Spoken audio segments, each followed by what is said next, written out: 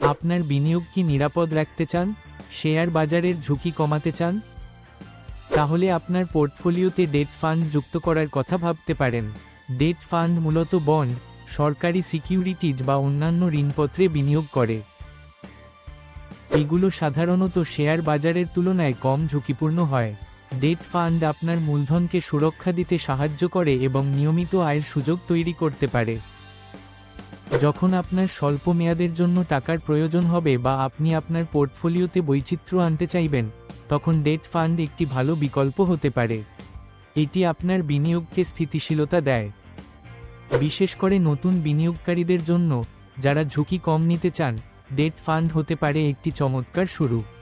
এটি আপনাকে ধীরে ধীরে বিনিয়োগের জগতে প্রবেশ করতে সাহায্য করবে।